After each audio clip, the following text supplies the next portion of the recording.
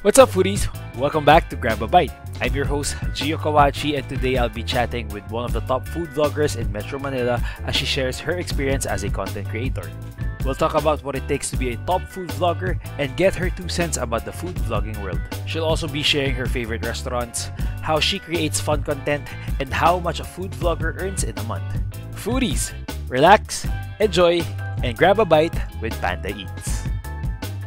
Hey foodies, what's up? Welcome to another episode of Grab a Bite, and today I'm excited to have on our show one of the top food vloggers here in Metro Manila. I'm excited to talk about food vlogging, kung paano sila natatap ng brands, to join them on their campaign, and at the same time, mag-a-ask tayo kung ano yung mga recommended food eats niya around Metro Manila. So guys, let's all welcome Panda Eats or Chel Chu.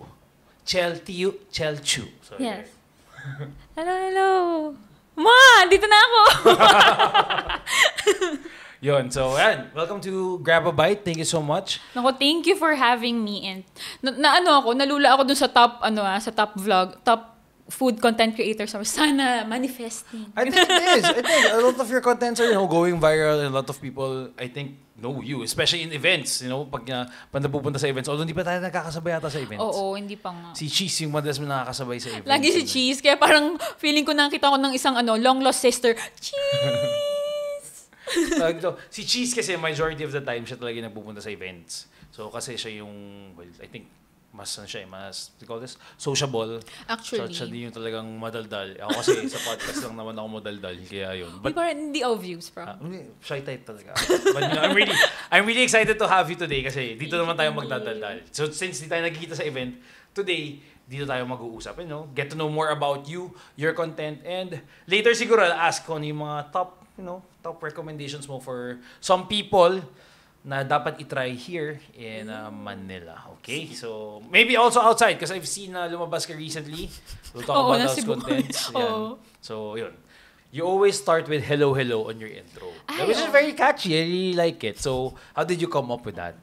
Ay, kasi nung nasa Hawaii ako, yung matatanda, lagi pag naglalakad ako, hello. Hi there, hello. Parang ganun. Tapos may time na sinasabi nila na kailangan ko daw patent yun. Ay, pa-trademark. Hindi ko alam, sabi ko, common word yung hello. Yeah. Hindi. Tapos hindi naman yun galing sa akin. Naririnig ko siya from many people naman. So, yun. Nakatuwa lang. Parang ang cute lang. Parang ang dating sa akin, wina-welcome mo agad sila sa world mo. Parang, hey, hello. Nice. Ganun yung dating sa akin. Did you start your content back in Hawaii or nung pag-uwi ng Philippines? Alam mo, doon talaga. Kasi ang dami kong free time. So sabi ko, kumakain kami ng asawa ko parang lalabas lang kami every Saturday, Sunday. So, alam mo yung Yelp, di ba? For sure. Yes. So, naging Yelp reviewer kasi ako. Okay. Dahil, ang saya-saya, parang, wow, parang pwede ka pala dito maging writer. Yung kukwento mo yung mga experience, yung food, yung price, ganyan. Tapos, meron silang parang pwede kang maging Yelp Elite. So may tier. Oo, mga ganyan. May promos, parang gano'n ba? Sa Yelp? Or like, what do you call this? Meron kang incentives, something like that? Wala naman. Pero parang meron ka lang, parang yung parang bragging rights. Oh, Yelp Elite na ako. So nakasulat na ako ng more than 50. Oo, parang ganun lang. 50 reviews, ganun. Feeling ko dito Zomato ata. Pero wala na. Wala na Zomato, but they used to have that system. Kasi I used to handle a restaurant. Ganyan. Parang may mga... Nag-review ka din. No, not review. I used to be a chef sa restaurant. So I used to handle it. One of the marketing na ginagawa namin was basically getting Zomato, SportFit. Tapos si Zomato, meron silang mga parang writers talaga. Well, not writers, but more reviewers. Oo. So basically, yun yung parang, they were called bloggers that day. Before. Blog, with the B. Kasi nga, di ba, technically... Oh, vloggers. Vloggers na. Everyone is considered vloggers. But before, naalala ko, I think that was back in 2016, 2017. Food bloggers. Tapos yun nga, sa Zomato. Oo. So yung counterpart, I think, counterpart sa US ata was Yelp. Oo, hanggang ngayon, okay pa din, no? Nice. Paano naging Panda Eats yung name mo? Oo, kasi feeling ko, dapat siya parang food adventures namin mag-asawa. So we call each other pandas. Tsaka, thank you, Amanda. Pero, basta, kasi office romance kasi nangyari sa amin. Cute. Pero bawal, kaya naiba ko ng project after na nalaman nilang kami na. Tapos may project kasi kaming ginawa dati sa sa office, tapos nagpunta siya ng Taiwan. As in, dalawa lang kami dun sa specific project na yun.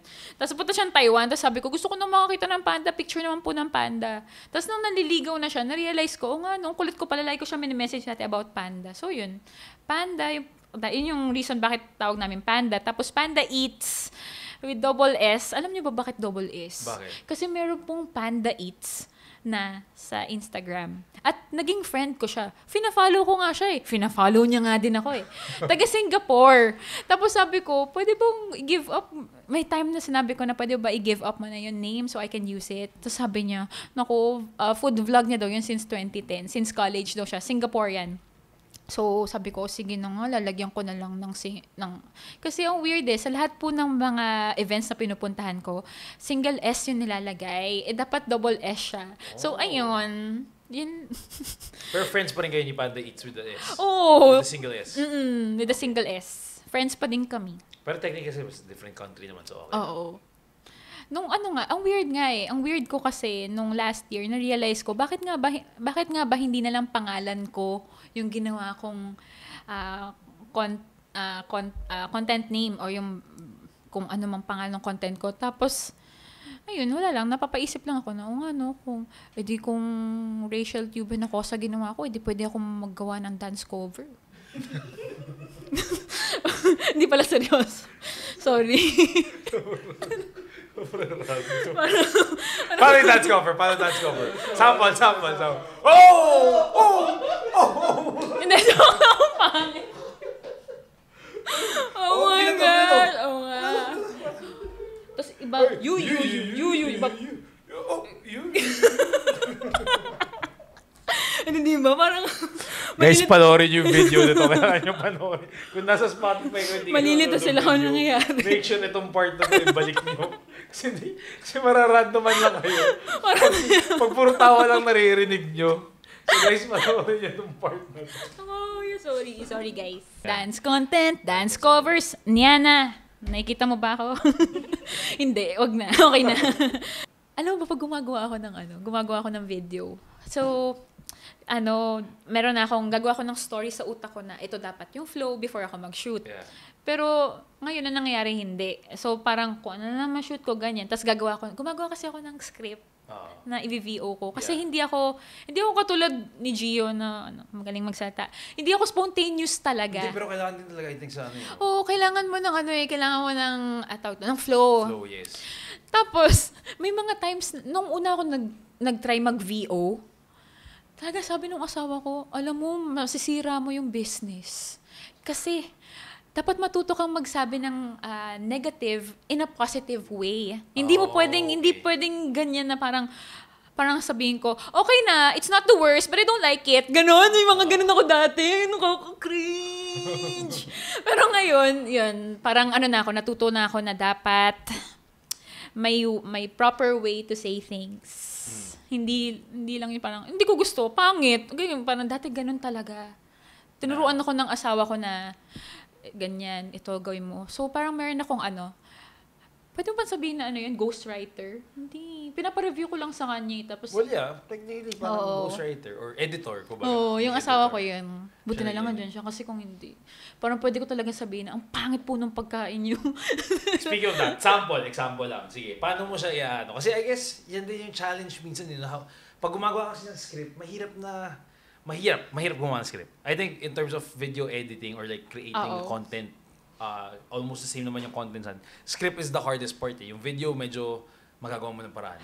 Kasi parang alam mo na, yun nga yung nakakatawa ngayon sa akin. Kasi noong 2021, hindi ko kaya. Pero ngayon, 2024, yung parang pag nasa venue ka na, alam mo na kung anong isi-shoot mo, ganyan-ganyan. Yung hindi ka na mag-shoot ng more than 800 clips. Yes. Kasi ganun ako dati. Pero ngayon siguro mga 100 na lang pag-event. Tapos gamit mo naman sila lahat.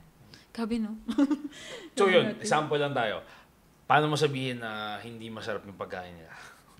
Ang ginagawa ko, dinidescribe, lalo na halimbawa, paid to na brand collab, i-describe ko lang yung pagkain. Tapos papakita ko lang na kumain ako. Hindi ko nasasabihin. Good. Or, Ngayon, dahil may mga times na nagsasabi yung mga followers na, Chel, describe mo naman yung feel or yung lasa ng pagkain. Parang sabihin ko na, parang yung lasa niya, ganito, ganyan-ganyan, but it's not for me. Parang, yung parang, for sure, meron tong ibang, target, oo. Tama. Sa TikTok kasi pag nag-post ka ng video, no, gagaling ng mga tao doon. Never ko kayang maging sobrang straightforward. Tapos sabihin lang, hindi naman masarap yung kinain mo. Bakit hindi ganon? Hindi ko kaya yun. Pero ang sinabi ko sa kanya, kung gusto niyo po pwede niyo po ako i-unfollow, okay lang sa akin. Pero kung gusto niyo pong malaman kung paano yung panlasa ko, manood kayo ng at least 5 videos ni Panda Eats. Kung malaman mo na medyo parehas tayo ng panlasa. Kasi ako, totoo lang, medyo boring akong food content creator kasi more on bland, na parang level bland nga yung mga gusto ko. Hindi ganun ka, ayoko na maalat. So kumbaga yung sobrang flavorful. Oo, minsan talagang yung flavor palette mo, kumbaga. Parang sinasabi ko, parang bursting with flavors. Parang wow, mapapawaw ka, pero hindi ko to ulitin kainin. Parang ganun. Yes, okay. Kasi normally, nasanay tayo pag bursting of flavors, parang associated ng masarap eh. Oo. Masarap talaga siya. So medyo iba yung ko. Iba yung pag-taste mo. Oo. Tapos may mga kakilala din akong food content creators na talagang gusto nila, parang lagi nila sinasabi na, kulang sa salt. Kung mas may salt to, masasarap. Yung parang ganun. Ako, sakto lang. I love salt. Para sa akin yun yung best na ingredient. Pero, minsan pag sobra talaga, meron time talaga eh. Oo. Parang feeling ko pag events kasi pagdating sa restaurant events, ewan ko, correct me if I'm wrong, minsan pag restaurant events, iba yung timpla. Pero much more alaga yung paggawa nila. Compared pag nagpunta ka ng normal day. Let's say, kung nag-press lunch today, mapapansin mo mas okay yung food ngayon. Oo, tapos mas malaki serving. Hindi ko sila binabash. Pero syempre, di ba, best foot forward event. Tapos, may time ako niyan. May gusto ko i-share. So, meron akong collaboration with this huge brand. As in, fast food. Okay. Tapos, tuwa ako sa kanya kasi sabi ko dun sa brand na nakakatuwa yung mga ganong brands. Yung gusto nila, yung ikaw talaga. Hindi nila, merong content guide. Pero hindi nila limit. Oo, parang hayaan mo yung personality mo, ganyan. So, sabi ko, i-review ko po. So, nire-review ko, talagang yung review na yun, yung hindi nila sinabihan yung branch. Kasi sabi ko, hindi po ako BGC ata yung main napunta. Sabi ko, pwede po ba dito na lang sa Eastwood? Tapos, pwede po bang wag niya na lang sabihin na pupunta ako? So, okay yun. Tapos, nung binigay sa akin, ay, ang ganda talaga. Kasi yun din yung first day ng release. Okay. The second day, edi parang, pinost ko na yung video after 3 days. Tapos, medyo nag-trending siya. Thank you, Lord. Tapos, ang daming comment na masama na hindi ganun sa kanila. Tapos, may mga times pa, yung mga kaibigan ko mismo, sinenda lang yung picture na, Chel, ba't sa'yo maganda? Sa akin, hindi. Hindi mukhang masarap. Sabi ko, hindi, promise, masarap yan. Tapos, sobrang medyo nalungkot ka kasi ayaw mo mag-false advertisement. Yes, definitely. The next week, kinain ko. Nakakalungkot kasi lumiit nga talaga siya. Basically, yung na-experience nyo sa press release and also ma-experience ng consumer is sometimes different. So, how do you balance it with creating your content? Alam mo ngayon kasi, pag gumagawa ako ng content, hindi man ngayon, parang ever since, yung first-hand experience ko. Tapos may times tuloy na nung nakipag-collaborate ako din sa brand na yun ulit nung kinuha nila ako. Parang sinabi ko na baka iba rin sa ibang branch, ganyan. Kasi ang sinashare ko lang talaga, yung na-experience ko. So, ang hirap nga i-defend kasi parang na-enjoy ko talaga yung ginawa kong content na yun. Tapos na-enjoy ko yung food. Parang for the first time, dun sa fast food chain na yun, yung pa rin yung pinaka-favorite kong food. Nakakatuwa ngayon sa food community. Meron kasi mga tinatawag na parang sila na nag-categorize ng 2013. Meron mga street food vloggers. Yes. Yan, shoutout kay Jazar, kay Lane Bernardo, and everything. Yeah. Tapos meron yung mga hotel vloggers. Medyo na pupunta ata ako doon, di ko alam bakit. Tapos meron yung mga pang fast food. So, iba-iba yung... So, ini-invite nila ako na matry. Kaso sabi ko, hindi ko kaya pumila. Parang ang haba. Kasi yung kakilala kong food vloggers na nagpupunta doon, sila sobrang babait. Yung hindi sila magpapakilalang food vlogger sila. Lalo na nagsisimula si Diwata, yung mga videos nila yung Nag-boom. shoot up kasi. Yeah. So, pumila talaga sila for the experience. Pero ngayon, pag pupunta daw sila doon, dahil kilala na sila ni Diwata, at nagpapasalamat si Diwata, huwag ka na pumila ito ka na. Technically, yeah. Nagkaroon na siya ng sarili ng segment. As in, ang dami, basta ang dami nila ngayon, tapos, ang weird, alam mo yung kahit Facebook na mga kaibigan mo, yun yung una mo makikita yung mga street food vloggers na. Oh. And this is my next question for that. With the surge of the food vloggers, how do you see this trend impacting the food world here in the Philippines? Uy, nice nga eh. Kasi mas parang katulad nun, may isang street food vlogger friend ako. Tapos hindi ko in-expect na meron pala mga street food, Indian street food sa Quiapo. Meron ding Mediterranean street food sa Quiapo. Meron pala mga ganon. So, nabibigyan nila ng exposure talaga yung business. Hindi naman sila bayad doon. Parang may kakilala nga ako eh. Sige, magkwento ako. So, first time, nakipag-collab sa akin ito na yung mga vloggers, food vloggers. Sila, YouTubers. Okay, YouTubers. Iba pa level. yun eh. Para sa akin, yun yung top tier. Yeah, iba pa yun, no? Iba pang usapan pag YouTuber yung nag-vlog eh. Naalala ko si Pops Chewy. Yeah, Kilala mo ba si Carl? Tapos, ang ginawa naming video is, yung masarap? Yung 5 pesos na fried rice o yung 5,000 pesos na fried rice. So, nagsimula kami sa 5 pesos. So, ang bait, ganyan. So, chinichika namin si ate, ganyan. Tapos, dito ko nalaman na yung vlogger pa mismo yung nagbayad. Si Chewy, nagbigay siya talaga ng pera doon kay ate. Kasi, sa totoo lang, talagang lang sila. Talagang stall lang, kumbaga. Oo. And talagang, ang goal din ng business owner is mapakain din lang yung mga kapitbahay. Kasi nga, yun, makainom ng gamot yung mga kaibigan niya. Kasi 5 pisong kanin, tapos 5 pisong ulam, 15 pesos, medyo kahit pa paano busog ka na. So yun, parang nagulat ako na siya pa yung nagbayad, tapos malaki yung binayad niya, onti lang naman kinain namin. Ganon din sa iba kong kakilalang street food vloggers. Nagbibigay sila ng pera. Pera talaga, yeah. I guess that's part of it. That's parang part naman help talaga. I think kasi nagkaroon ng tabo a few years ago, pre-pandemic or pandemic itself.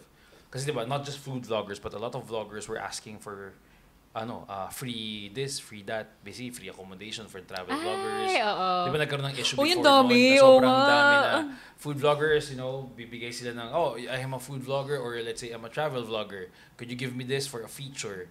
So I guess, nagkakaroon na ng shift ngayon na food vloggers, or basically anyone in the industry, they're paying for their content. Basically, they're paying for the content. Either it's food, travel, and then they're giving their, honest reviews regarding it. Tama. Diba? Kasi I think before, wala eh. Pag libre yun, syempre, hindi ka naman makakagawa ng bad review. So, Oo, may time. Alam mo, may experience ako niyan, pandemic. So, usong-uso. Araw-araw, yes, ubi cheese pandesal. Tapos yung yung mga beans ng kape. Hindi ako nagkakape pero tinatanggap ko kasi noong time ng pandemic, ang vision ko makatulong kahit papaano sa mga small and medium enterprises. Kasi yung mga, pag nag-email sila, alam mo yung nawalan po ako ng trabaho, ganyan. So, tanggapin mo yan. Araw-araw kayo mag-ubi cheese pandesal, mag-cookies, mag-banana bread. Ayan. Tapos may time na hindi naman ako yung level ni Anthony Bourdain level ng yung taste buds ko. Pero may time na hindi talaga masarap. Tapos alam mo yung parang may lasang sabon. Yeah. Tapos gusto ko siyang tulungan kasi ang ganda ng story niya. Parang college student, ganyan-ganyan. Pero nag-message ako sa kanya na hindi ko siya kayang i-feature kasi hindi siya pasok sa panlasa ko. Hindi ko alam paano ko i-convey sa audience na bilhin nyo to or yan. Kasi hindi maganda yung experience ko. So, yun, ang ginawa ko, mag-post na lang ako ng madaming stories, ha? So, pumayag naman, okay naman. Parang sabi nga nung business owner, malaking bagay pa rin daw na mas story sila. And yun nga, gusto nila mag-send ulit ng bago. Pero sabi ko, hindi, okay na.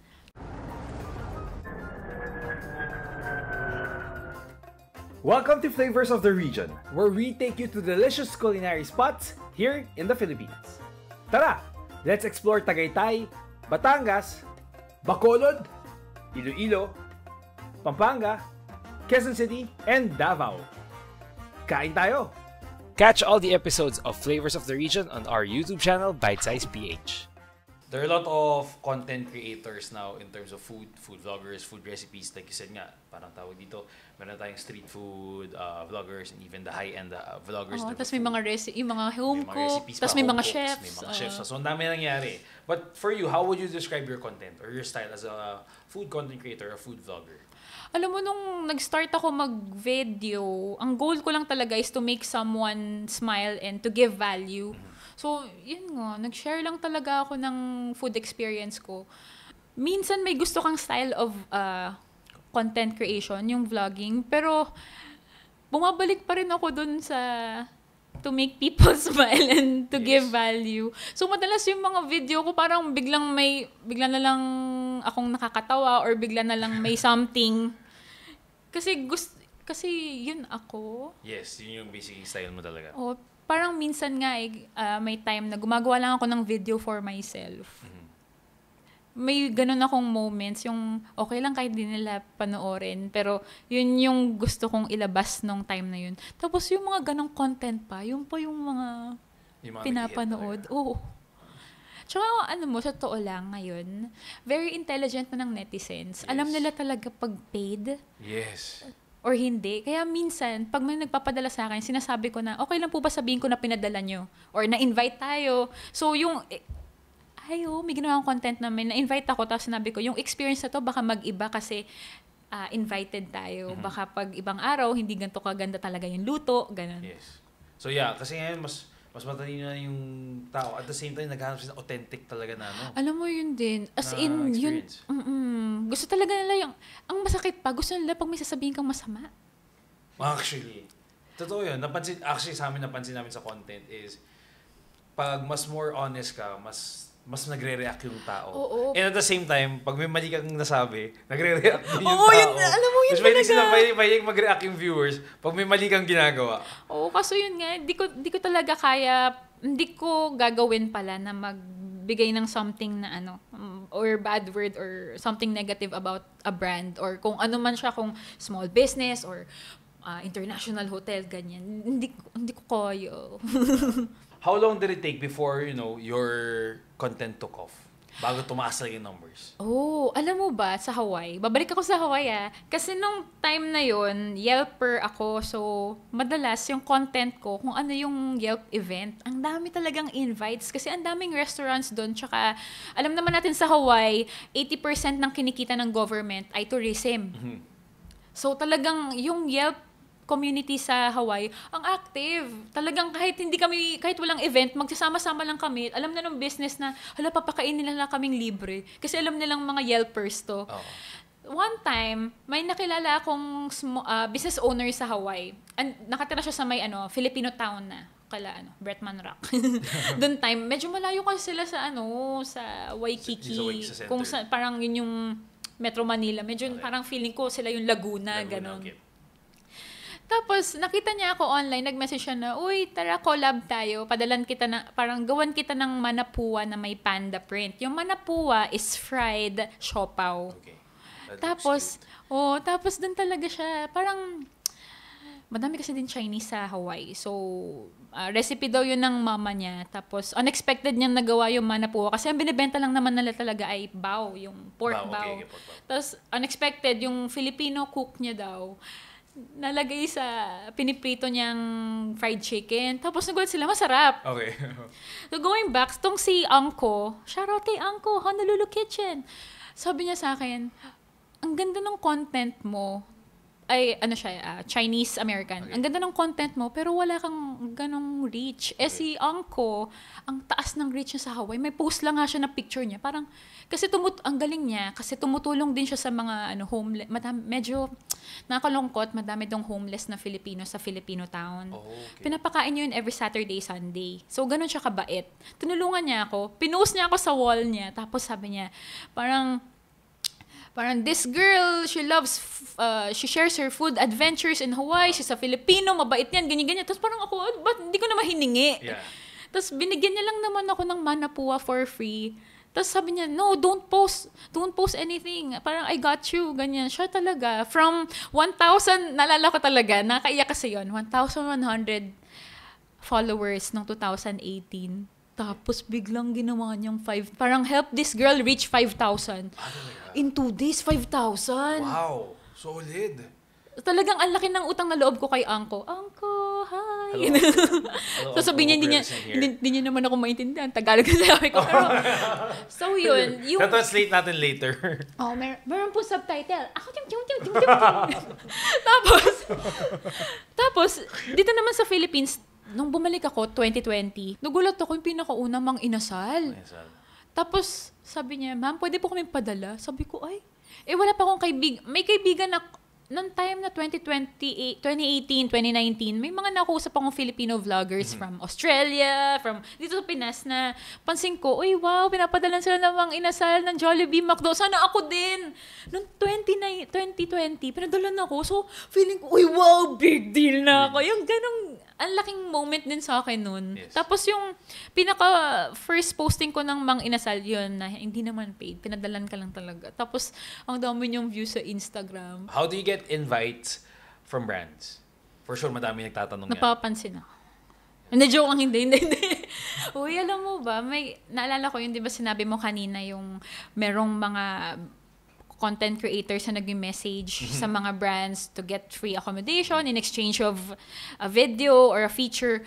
Alam mo, sa US, nung 2019, uso siya. Ang weird. Tinuturuan nila ako na ako yung mag-message sa brand. Tapos ito yung i-offer ko in exchange for free food. Ganun dun. Ang weird.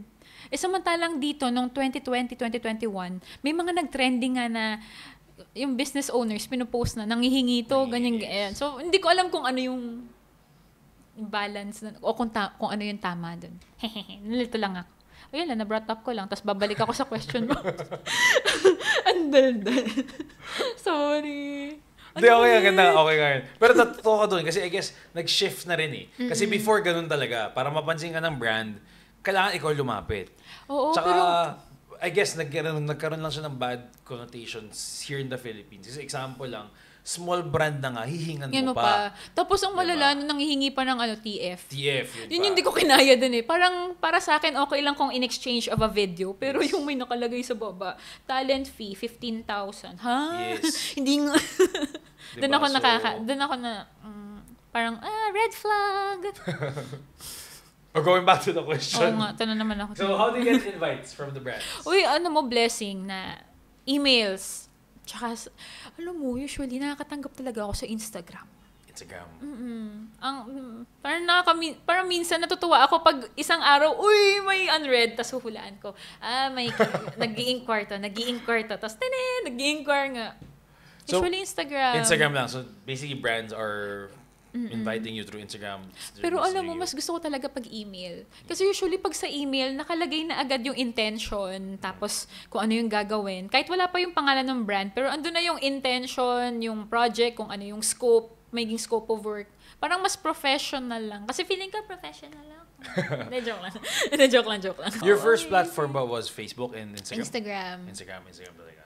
Pictures lang kasi dati nung... Yeah, pictures lang, mga ganun. Tsaka mas feel ko mas madami talaga Oo. So how did you transition to TikTok? Paano yung naging transition? What was your process of, creating your content, transitioning it to TikTok or videos? Since sabi mo nga, pictures ka na nagsimula. Uy, alam mo, matatawa ka kasi may mga... Minsan din may mga get-together yung mga food vloggers or pag may mga events, tapos parang sasabihin nila, alam mo, Ate Chel, ikaw yung pinakaunang food vlogger ng 2020 na nag-post ng video na may VO. Sa food community. So sabi ko, oo nga, no? Tapos parang hindi lang isang tao yon. Parang ngayon, parang more than 30 people na food content creators na nagsasabi na, parang si ate yung nag-pioneer ng pag-VO sa food vlogging. So parang sabi ko, parang wow. Pero feeling ko hindi ako. Pero yung dating lang na, na-recognize nila parang... Sa community itself. Oo. Yung TikTok, ayoko talagang mag-TikTok kasi feeling ko, parang Vine. Ayoko ng Vine. Yung mga, di ba, sumasayaw or mga skit. Parang hindi ko kaya. Pero naisip ko, gumagawa na rin naman ako ng video for Instagram. Bakit di i-post ko na lang dun? Yeah. Totoo. Parang kung ba i-mirror mo na lang yun. Tapos, swerte pag may views, parang okay lang kahit wala. Pero parang parang dinadump mo na lang din yung... So for you on TikTok, ang dump? Ngayon nga eh, parang Ngayon, ganun ganun. yung dating. Pero ang weird kasi simula ng 2024, mas madaming viewers doon. TikTok kasi lahat ata, I think, majority of the attention is there. Tsaka actually, Facebook. Instagram, sa totoo lang, ayoko sa kanya ngayon. Hindi kami friends. Ganun kami. Nakakainis. Alam mo yung... Actually, Hindi mo na maintindihan. Sabi, sige, mag-post of 15 seconds. 15 seconds. Ay, wala pa din. Post ka ng 30 seconds. Wala pa din. Post ka ng less than 1 minute. Sabi nila, may nagsabi pa sa akin, try mo miss dyan mga 45 seconds. 45, wala pa din. Buuin ko daw yung 90 seconds. Wala pa din. Yeah, ang ano ng Instagram ngayon. Maano sila, medyo, Hindi ko maintindihan. Instagram, pwede bang Oo nga. Pwede nyo ba kaming kausapin kung bakit nagkakagaya ng Instagram ngayon? Kasi so far, before, bago nagkaroon ng TikTok, majority of food vloggers or even food content creators are actually in Instagram. Oo, as in nasa Instagram halos lahat. What, a year ago lang ata or 2 years ago lang si TikTok technically? Kasi di ba, ewan ko, sa listeners ko, alam nila, TikTok nag-start dance. Puro dance. Oo, dance diba? trends, puro ganun. Yung mga, parang Vine, tama ka, parang Vine. And then ngayon, well, ewan ko kung sa akin lang, pero mostly ng feed ko, dami food ngayon. Majority food eh. So yun. So Instagram, balikan nyo kami ha. Oo nga, meron Make sure, Instagram. Dahil. Alamin nyo kung ano yung ginagawa. Dapat malaman namin mga content creators kung paano ba. Kasi so far, medyo malayo na yung gap nyo with TikTok in terms of reach. Dito sa Metro Manila, what is your favorite restaurant? Alam mo, paiba-iba yan. Nasa Facebook ako ng inasal ngayon. So, mahilig ako sa inasal, anything na grilled. Pero at the same time, gusto ko ngayon ng mga kebab, chicken, shawarma. Yan. Meron ka bang top? Sige, let's talk about Mediterranean. Since sabi mo yun yung Ay, yung top alam mo mo, right now? isa sa go-to ko Sima, pero ang pronunciation daw nun, Kima. Kima? Oh, weird. Talaga? Oh. Wait, Kima like the dish? Oo, diba? Kasi may Kima. Kima na dish na Yeah, yung Keema. Keema, yes. Pero, ang weird lang, di ba Sima yun? Lumaki ako Sima yun. Sima rin, oo. Sima rin alam ko eh. Alam mo, walang doon. Wag natin isipin yung price, pero kung sa lasa ng pagkain, ang daming hit sa akin doon. Gustong-gusto kahit yung Roca Salata. Parang sikat ata yun na yung mga 90s na nanay, alam nila pupunta silang Sima. Uy, mag-order ka nga na isang Roca Salata. Ganon. Alam mo, mahilig ako Mediterranean. Pero hindi ako kumakain ng cheese. Iwas ako sa dairy ngayon. Why? Is it yung dietary something or siguro habang tumatanda. Kasi 34, mag-34 na ako. Tapos parang yung tiyan ko, dati kaya ko naman uminom ng 3 milk tea in a day. Ngayon hindi na. So parang, I guess nag-slash down ka sa days. pero hindi ko kasi masyadong sinishare sa Content. Oo, sa content. Pero meron kasi akong health conditions. Okay. Tapos, autoimmune, sabihin ko. Yung Sjogren's syndrome, ang hirap. Pero like ko sinasabi lupus para, yun kasi yung alam, di ba? Ay, you must, okay. Oo, pero may isa pang umbrella yun. So, meron akong Sjogren's syndrome. Sa dami ng team maintenance. Nag-maintenance na ako since 2014. Tapos medyo, nung nag-pandemic, hindi ko alam bakit biglang nag-flare up yung katawan ko. Tapos ang dami kong tinitake na gamot hanggang ngayon. Naka-maintenance ako. Kaya yung food, medyo ako ngayon, hirap na hirap ako mag-digest ng dairy. Tapos lalo na red meat. Addict pa naman ako sa baka dati. Ngayon hindi ako Does that affect your content creation na rin? Oo, may times na parang halimbawa mag-review ako ng isang restaurant. Tapos sasabihin ko, hindi natin matatry yung best-selling steak nila, ganyan. Tapos ang dami nagsasabi na bakit hindi. So yun, minsan sinasabi ko na lang sa vlog na, naku, ito yung main course nila, beef, pero buti na lang binigyan nila tayo ng chicken ganyan. Yeah. So you're really having a difficult time digesting red meat right now. That's why, okay, gets. Eto, next question. To gusto ko malaman. Is it expensive to be a food vlogger? Asawa ko naman ang babae. Wala naman. Hindi, pero alam mo. Sasagot to mag-asawa. Para makatipid. Ay, joke lang. Uy, hindi, oo. As in, magasto siya. So, basically, it's expensive. Oo, sa akin. Sa street food vloggers, baka, hindi ko alam. Pero nagbibigay ko sila sa mga business. Galing nila nun. Yeah. Hindi, tsaka feeling ko madami rin sila hit in one day. Oo nga feeling ko multiple locations din. So, sobrang, yun talaga yung sobrang, doon ko nakita na kailangan mag-hustle sa food community, sa food vlogging. Pero ako yung kabaligtaran. Ako yung laging nagpapahinga. Oo, alam nila kasi nga dahil dun sa health condition ko. Pag pinilit ko, may time na pinilit ko, yung nag-shoot ako ng 4 na restaurants in one day. Kasi ganun talaga yung iba, Yes. promise. Na-meet ko na kasi Mark Wins. Yeah, si Morgans. Tapos sabi niya, ganun daw talaga. Parang kailangan madami in one day. Kasi sayang yung production, sayang yung, andito ka na sa place na to kailangan damihan mo. Kung hindi mo man magagamit mo rin yung videos on the way. Pero hindi ko kaya. Hindi ko talaga kaya. Yun din sa brand deals. Pag may ka-brand deal ako, lagi ako nagsasabi na meron po akong ganito. May times na hindi ko po may hit yung deadline, okay lang po ba sa inyo? Kasi minsan, usually pag may brand deal, sasabihin nila kung kailan yung first draft ng video and then kung kailan yung posting. May times na hindi ko naman alam talaga kung kailan siya nag-flare. Kung kailan ako mag-flare up. Buti na lang, so far, wala pa ako na-experience na very considerate nila. Do you get paid for feature brands? Uy, alam mo, Feeling ko yan yung madaming tao curious Kasi kaya nagkaroon ng surge, in my opinion, nagkaroon ng surge ng food vloggers kasi iniisip nila is, may pera. malaki yung pera. So yun, in my next question is, do you get paid for the feature brands? May pera sa vlogging. Alam mo yun yung hindi ko in-expect noong 2021. Ito na yung parang may nag-email sa akin tapos bibigyan niya ako ng 5K. Parang naiyak talaga ako doon. Wow, 5K! Noong time na to, talagang pa ako. Yung masaya ka lang kasi hindi mo naman ina-expect na mabibigyan ka. Tapos nagtanong, ito na yung time din na nagtanong-tanong na rin ako sa ibang content creator friends ko na parang, uy, Chel, parang mababa ata mo yung, ba't mo tinanggap, mababa pala yung rate na yon ganyan. Tapos tinulungan lang ako paano mag-compute, ganyan. Kasi gagamitin din, pag ginagamit daw ng brand yung content mo, dapat may extra bayad pa daw, ganyan. Yes. Yun yung di ko alam nung time na yun. Ngayon alam ko na. Food vloggers do earn a lot from their Yes! Tsaka lalo na pag meron kang YouTube, pangarap ko yun, YouTube, Facebook. Magulat nga ako kumikita na ako sa Facebook. Yay! monetize sa Facebook. Kaya pala madaming viewers ang nahihikayat na mag food vlog kasi malaki talaga ang pera sa food vlogging. Oo, totoo. Tsaka pansin ko kasi lahat na ngayon may camera. Alam mo yun, kahit yung phone mo, kung ano yung meron ka, kahit nga, nakakagulat nga sa TikTok kung sino pa yung medyo, sorry po. Medyo pangit yung quality ng video, pero yung pa yung mga, sa TikTok, yun yung nag-viral.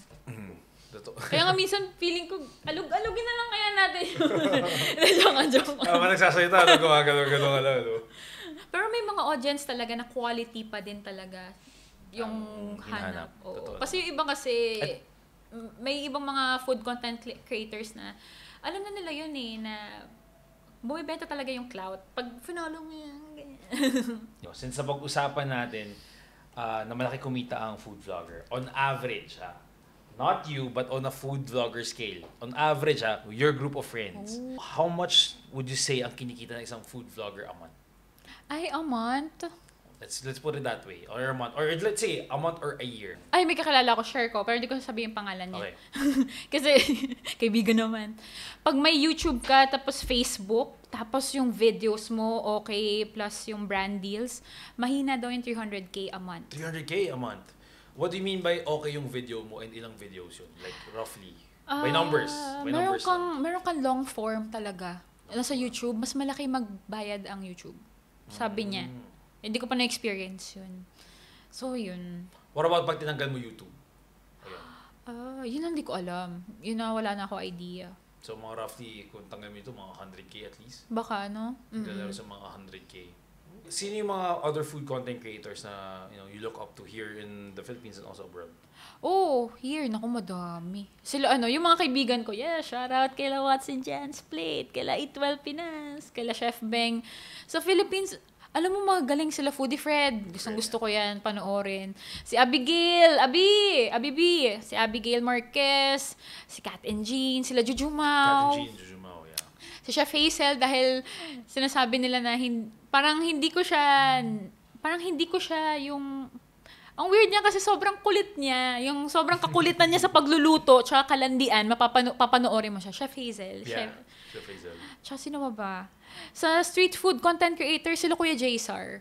Before, alam mo ba, first time ko na starstruck sa food content creator kay Jaysar Recinto, kay Kuya Jaysar. Talaga? Kasi nakikita ko na siya yung may commercial na sa YouTube, Sensodyne. Tapos parang ang bait niya pala in person, napaka-humble, ang galing. Tsaka ang sarap panoorin ng taong nag-vlog na hindi mukhang Batanggenyo pero yung accent very Batanggenyo. Hard Batanggenyo talaga 'yun.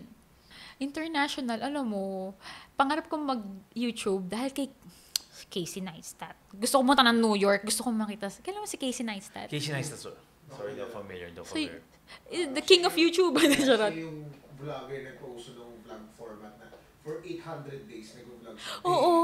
Damn. Every day sa New York. Na- Nasa 10M siya. Wow. Tapos pangarap, alam mo, nung nasa Hawaii kami, like kong sinasabi sa asawa ko, punta tayo New York. Gusto ko lang magpa-picture sa harap ng ng office niya kasi sobrang, yan. Si Casey Neistat, ito yung tunay na para sa akin, isa siya sa mga pinakamagaling na storyteller. Kaya mahuhook ka talagang panoorin siya. So yun. Speaking of storytelling, content talaga yung storytelling. Oo, kailangan talaga may story. Kailangan may... Basta lapag mo na lang talaga eh. Dati nga nagulat ako nung 2021, 2020, yung mga videos, kahit yung mga montage lang ng pagkain, bumibenta yun. Ngayon, hindi na kasi yung mga tao, hindi naman na nagbabasa masyado ng caption. Hindi na. Gusto nila, pinifeed na sa kanila. May time nga na nung last year, ayoko ilagay yung presyo. Okay. Kasi ang importante lang sa akin yung experience ko tsaka yung sarap ng food, kung anong taste ng food. Naiinis yung mga sa TikTok yung medyo specific sila na nag-content ka pa, hindi mo naman nilalagay yung presyo. Parang gusto nila dun talaga yung presyo. Kaya madalas may time na yung mga content creators, actually hanggang ngayon parang sabihin mo na agad, parang for 1,999 pesos meron ka ng Only Wagyu. Ganon agad yung hook. Niya. Yun yung nila. Pero sa akin kasi, ang weird ko nga kasi may study nga na 2 seconds pa lang nung video, dapat ando na yung hook mo. Hindi ako ganun. So, nahirap ako dyan. Hirap ako dun sa hook. Sa hook din. Actually, dati nga 3 seconds, 2 seconds na lang. 2 seconds na lang, no? My Lord. Next time, like 0.1. Dati nga, naalala ko nung 2019, 7 seconds. 7 seconds, yeah. Tapos YouTube biglang... kasi 7 seconds before. Oo, diba? YouTube was 7 seconds Tapos before. ngayon, 2 seconds. Anong gagawin ko sa 2 seconds? Sumayaw ng sexy. Charot lang po. Joke lang po. Igat po. Paano? Kasi minsan feeling ko kailangan mo sumayaw sa video para lang mag-views nila. Pero magpansin nito. What are your future plans for your content? Well, mo pangarap ko magkaroon talaga ng pangarap kong magkaroon ng sariling website na nakakatawa kasi yung asawa ko, nagulat ako, parang gabi na, tapos anong kinocode nito? Yung pala ginagawa niya yung website ko. Ay, yung asawa ko medyo, geek, charot. Tapos gusto kong magkaroon talaga ng YouTube channel. Ang hirap kasi, sa 90 seconds, hindi mo naman talaga mabibigay kung ano yung feel ng kinakain mo Pag nagko-content nga ako, may time na, bawa sa bahay, yung ikaw lang mag-isa, parang andayo mo na sabi. Tapos kung ano yung, minsan may mga pagkain pa na nostalgic, so kukwento mo na, alam mo, nung bata ako, ganyan, tapos ngayon, ganyan. Hindi mo siya ma-explain sa short form. Kasi kulang talaga. Pag sa YouTube kasi, mas madami kang time to talk, time to share, mas mabigyan mo ng diin yung pagkain. As a food content creator now, what are the challenges that you're facing? Instagram. Instagram, I see you. Instagram, mag-usap tayo. Ngayon din. Ay, ito pala, Instagram. Nakikita mo ko, mag-usap tayo. Grabe ka, Instagram, yung videos 4 hours. 4 hours i-edit. Tapos bibigyan mo lang ako ng 40 views in 1 hour. Instagram, mag-usap tayo, okay? Ayan, Instagram. Alam mo, totoo yun. Dati, iniisip ko na, views lang yan. Pero totoo lang, ngayon na kumikita ka with content creation, it matters. So, may times talaga na nakakalungkot pag onti yung views. Tapos, parang ang saya-saya syempre pag madami, parang wow, nakita nila. Regardless kung pangit yung comments o hindi. Meron, pero pag wala talaga, parang, How do you deal with those times? Yung pag low yung numbers, tas kaya may mga bashers. How do you deal with those negative moments? Yung bashers, delete. Pwede. O yan naman yung bakit? So straightforward. Bashers, delete. Talagang straight face lang. Oo, kasi... Bashers, Hindi delete. tayo nagdi-delete hindi kayo nagdi-delete. Ako gusto ko sagutin, ayaw na pasagot sa akin. As in? Oo, gusto ko. Well, sa akin, sarili kong content. Minsan kasi pag nambabara ako eh. May kamambara eh. Pero, di sabay na, ayaw nila eh. Asawa ko rin, may time na gusto kong sagutin. Sabi niya, wag na, delete mo na lang. Siya nagsabi sa akin, delete niya. Tapos yung iba kong friends na content creators din, sinasabi nila, parang for your peace of mind, delete mo na lang. Kasi, ganun daw ata talaga yung brain natin eh. Sa comment section na siguro 100 yung mga gandang comments. Pag may nakita kang isang pangit, parang buong araw mo siyang iisipin. Ganun ako dati. Pero ngayon, delete talaga. Delete. For bashers TV. Oo. For low numbers, paano? Low numbers, Nafo-frustrate ka ba pag may time. Feel sad? As in, seryoso. Lalo na noong 2022.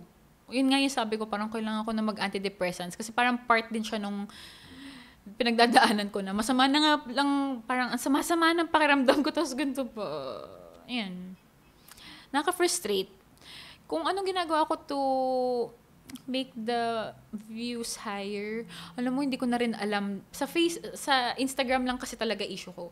Wala naman sa iba, masaya na ako eh. Parang okay na ako. Okay ako dun sa TikTok, okay sa Facebook. Instagram. Ano na? Kawawa naman kami mga content creators. Instagram. Nakikita mo ba kami? Sinashadow. Hindi, wala daw concept of shadow ban. Hindi ko alam kung totoo yun. Pero, alam mo yung feeling na shadow ban ko. Mag-post kaya ako sa TikTok. Guys, Instagram. Pero kasi ito yung mga bagay na wala talaga tayong control. Yeah, exactly. As a content creator, Oo. Parang mapapa-serenity prayer ka na lang talaga. Sorry. Actually, wala ka na magagawa doon. Wala talaga. Don't control the things you can control. Hi, I'm Inko Bagnaia. I'm Abby Marquez. Hi, this is Julie. Hi, this is Raver. I'm Radson Flores. Hi, I'm Makoy Dubs, and this is 8 List Slam Book.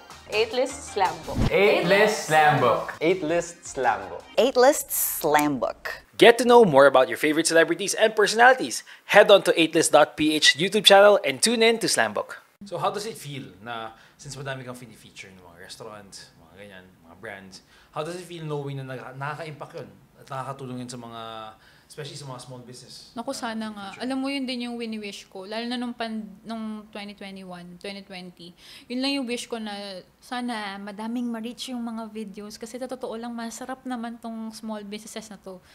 Yun lang kasi, ang weird kasi sa mga Pinoy. No? Siguro nasanay kasi tayo na, ang tawag doon, yun nasanay tayo na ganito yung average price ng isang pagkain. Pero kasi, pag small business, medyo mas mataas. Kasi syempre, onti lang yung pinoproduce nila in a day. Tapos talagang tutok na tutok sila sa bawat, yung quality ng food, mas masarap talaga. And nung pandemic, mahirap siya i-justify. Nahirapan din yung mga tao na, Miss Chel, ang sarap niya, kaso hindi ko naulitin. Bakit? Kasi sobrang mahal. Katulad nun, may mga cookies na 250 pesos. Diba? Parang, ang sarap niya, pero ang hirap mo nga naman din i-justify. Lalo na ngayon, inflation, everything. Yun lang, dun lang ako na sana mas madami pang SMEs na mag-boom. Pero mukhang madami naman yung, nakakatawa na medyo madami namang, feeling ko may mga na-reach naman yung ibang mga videos ko, may mga na-reach naman ibang mga tao. At kahit pa paano, natulungan yung mga small businesses to progress. For your content, what is your vision of success? How do you see your content maybe 10 years from now? No? How would you say na, okay, I've been successful as Panda Eats? Uy, alam mo, gusto ko talaga kasi gusto ko talaga rin lang mag-share. So, gusto ko talaga may website ako. Tapos, parang naka-travel ako for food. May YouTube. Tapos, pangarap ko makapag-employ ng tao. Makatulong din to give jobs to other people. Kasi ngayon, kahit may time na sinabi ng kaibigan ko na kuha ka na kaya ng videographer or editor para mas madami kang ma-release na videos in a day. Tapos sabi ko, naku, sa kinikita ko, wala pa tayo sa ganun. Realistic lang. Kahit na sabihin mong mag-invest ka for that, wala pa ako sa ganung level. Pero hopefully, sana end of year, pero wala pa eh. To basically have a whole team talaga. Oo. To create your content. Kasi mas maganda yun, di ba, yung collaborative work? Yes. Yung parang kayo dito, di ba? Mas masaya pag, ito may idea ka, tapos lalagyan pa nung isa, di, wow, perfect! perfect. Ganun. Ganda din naman talaga. What would be your advice to aspiring food vloggers? Oh, I think yung first, dapat passionate ka sa food. Talagang yung gusto mo talagang mag-share about the experience, yung food. Kasi kung napipilitan ka lang, kasi feeling mo lahat ng friends mo nagko-content ngayon, kasi nakikita mo, si tita nagko-content, yung kapatid ko nagko-content, yung security guard namin nagko-content, dapat ako rin mag-content. Hindi ganun. Parang kailangan malaman mo kung ano yung passionate ka. Kasi usually kung ano yung passionate ka, it comes naturally, yung gagawin mo. Hindi kasi pwede talagang, sa mga bagay, wag mong ipilit. Galit na galit kay Instagram. Kaya pala sa bite size dahil yan sa Instagram. Gusto maglabas na sa manalog. Gusto mag-rant sa Grab a Bite dahil sa Instagram. Instagram. Ikaw yung una kong minahal. Ikaw yung una kong platform. Pero bakit mo ako tinatalikuran? Anong nagawa kong mali? Pero totoo yun. Para sa akin, kung ano yung passionate ka. Tapos, yun, kung nagsisimula ka pa lang, magiging honest lang ako, huwag kang mag-full-time food content creator kasi hindi mo alam kailan darating yung pera. Lalo na pag simula ka, syempre nagpapa-ano ka pa lang, syempre ni-impress mo pa lang yung mga brands. Tapos parang wini-wish mo na si Facebook, si Instagram, si TikTok, parang magkakaroon ka na madaming views. Kaso in reality, wala nga tayong control doon. So mas okay na parang i-side hustle mo muna siya. Kung student ka, o kung yung mga kinakain mo as a college student, yan, maganda yan i-content. And yung consistency, yun yung wala ako. Pero consistency talaga. Totoo yung consistency is key. Tsaka kung ano yung content na gusto mong i-share sa mundo. Kasi, para sa akin, kung feeling ko, hindi ka magsasawang gawin yun. Magpapahinga ka saglit-saglit every now and then, pero hindi ka magsasawang gawin yun. What's the most memorable food vlog you did? Ay, siguro yung kasama si Mark Queens, yung na-invite, thank you HBO Go, na-invite tayo sa Singapore, tapos to meet Mark Queens. Grabe, alam mo, yung vlog niya, parang, para sa akin, nung na-meet ko siya, it's just persona. Kasi in person, napaka-chill niyang person. Hindi siya nagsasalita. Pero siya, very charming. Yung naglalakad kami sa Singapore, lahat ng tao nagpapapicture sa kanya. Ganun yung scale ng pagiging celebrity niya, ang galing. Tapos, na-inspire ako doon. Ang dami ko rin nakuwang words of wisdom. Ang galing niya rin talaga. Parang, nakita niya na talaga na yung ginagawa niya is business. Very business forward. Kahit yung wife niya na nag-vlog para sa kanya. Kasi wife niya yung nag-video sa kanya. Kasama yung baby niya. Kasama siya. Sabi ko, kasama to. Wife niya. Ang bait. Mas madaldal pa yung wife niya kaya sa kanya. Ang galing. Favorite ng lola ko yun. Si Mark Queens. Oh my God. Kanina talaga. Okay. Best Mark Queens impersonation go. Nakakatuwa yun, as in. Matutuwa ka na lang sa kanya sa expressions niya. Sabi niya nga, tinanong ko siya kung aware ka ba na meme ka na online? Sabi niya, oo. Aware naman siya and okay lang. Kasi parang ano pa rin daw yun. Bad publicity, still publicity. Yung parang, oo. Pero actually, ang question ko nga dun is parang, masarap ba yung lahat ng kinakainan niya? Pero siya siya lang kilala ko na wala siyang sinabing masama sa kahit anong pagkain. Ano ba, tinanong ko siya dyan. Kasi nung medyo nakakainom-inom na. Kasi yung huli, yung isa sa mga sikat na inuman sa Singapore, sabi ko, paano pag hindi mo nagugustuhan, Mark? Kasi parang pansin ko, yung vlogs mo, parang na-enjoy mo naman lahat. Kung mag-rate ka lang, parang, hindi nga siya nag-rate ng food. Tapos sabi niya, din-describe niya lang daw yung food. Sa kanya ko nakuha yung i-describe lang yung food. Tapos sabi niya sa bahay niya, madami siyang, nagtatanim talaga siya ng sili. Kasi ang pinakagusto niya, so si Carolina Reaper, meron siyang tanim nun. Ang hirap-hirap daw patubuin. Pero ang pinakagusto niya, sinabi niya yung siling labuyo ng Bicol region. Sabi niya, favorite niya yan. Masarap kasi yun. Oo, sabi niya yun daw yung maanghang pero masarap. Masarap, yeah. Hindi lang puro anghang. Totoo. So now, let's go to Bite Save Pass. Sige, yung sound ng mga joke. Gusto ko yun. Save Pass. Bite Safe Pass! Start with, courses ng food. Ay, Ay, sige. Something interesting lang. Appetizer, main course, or dessert? Bite main course. Tapos save dessert. Hindi talaga ako nag-appetizer. Pass na lang sa Pass, oo. Okay. Coffee, milk tea, or yogurt? Ang hirap naman. Okay, bite yogurt. Bawal na akong milk tea. Pero save milk tea.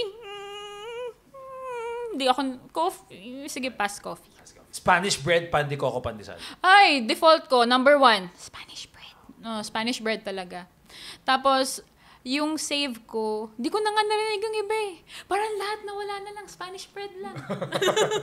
And then, next. So, pan de coco or pandesal? Ay, pandesal yung save. Pass ako sa pan de coco. Though, shoutout sa asawa ko, pan de coco na lang palagi. Masasarap yung Spanish bread. Type of cuisine, Chinese, Japanese, Korean? Oh, bite Japanese. Save Korean.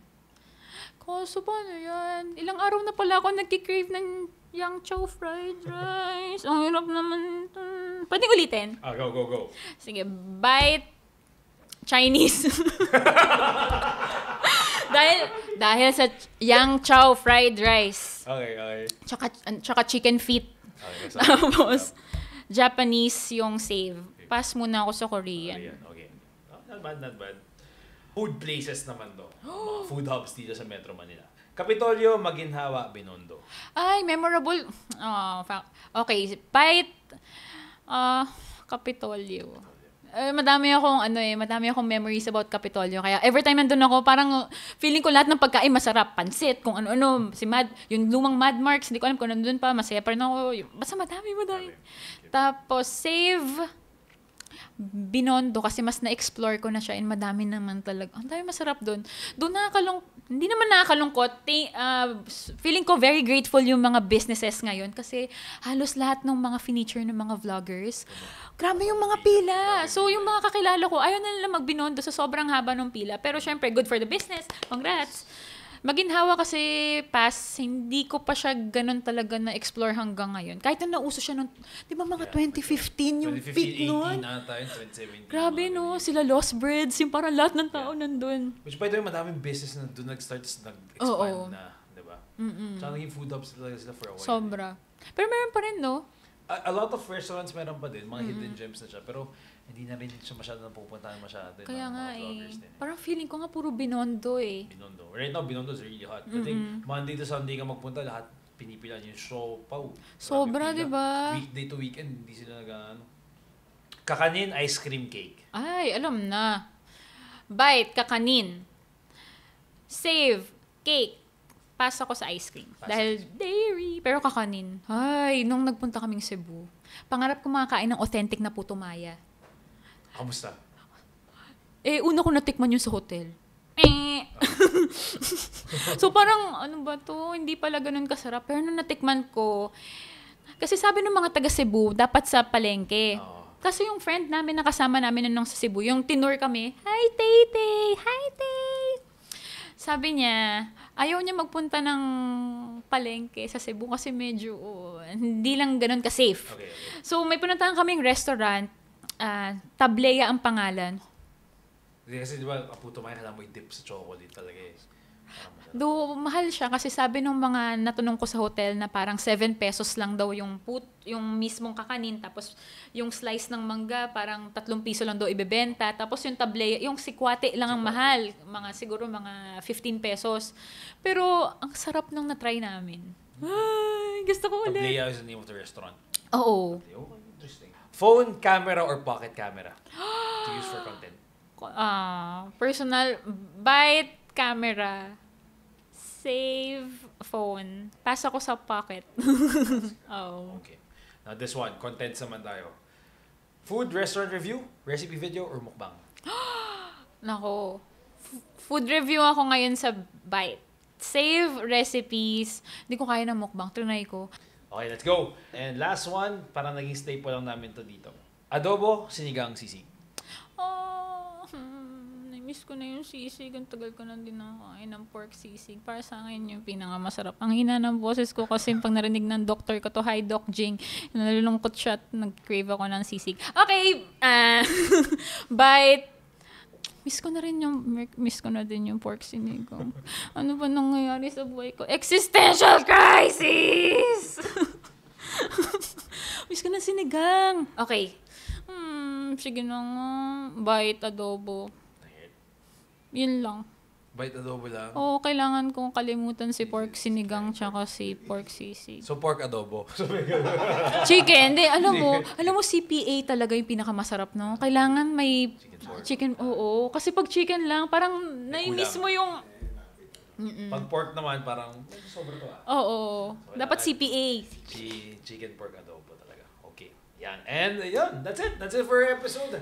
Chel, thank you so much for joining us. I really enjoyed this episode. Sobrang na-enjoy ko to. Ang dami kong natutunan. Ang dami kong tawang ginawa. Sobrang benta. Yo, ayun. Sumasayaw na naman. You. So technically, hindi na ito naging parang podcast episode. Naging literal na parang dance-off din. Naging rant siya. Oo nga. Definitely. So thank you so much. Thank you so much, you din. Chel, for joining us. I really enjoyed this episode. Hope you enjoyed it. Sobra. It's an honor para ma-invite mag-podcast. So thank you so much. Thank you. Now here, you could, plug your socials here and kung ano pa activities, kung saan ka makikita, bali mo, meron tayong mga collaborations soon na dapat namin abangan. So, okay. Hi. Hello. Ako po si Panda Eats. Nahihiya. Hello. Ako po si Panda Eats. Follow nyo naman ako sa Facebook at panda.eatss. As in Panda Eats. Double S talaga. Instagram, Facebook, TikTok, and anywhere you hear your podcast. Charot. Hindi. Wala yun. Tapos, makikita nyo pala ako sa concert ng Beanie sa June. Charot lang. Hindi. Joke lang yun. Anong gagawin niya? Si Beanie Panda. Ako si Beanie Panda.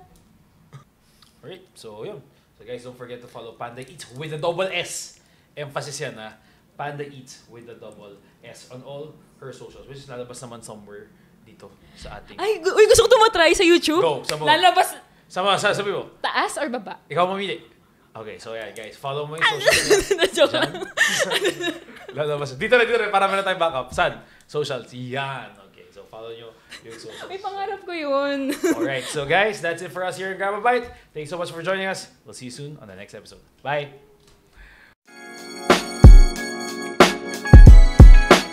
If you enjoyed this podcast, don't forget to follow all our socials at bitesize.ph para updated kayo sa new episodes namin.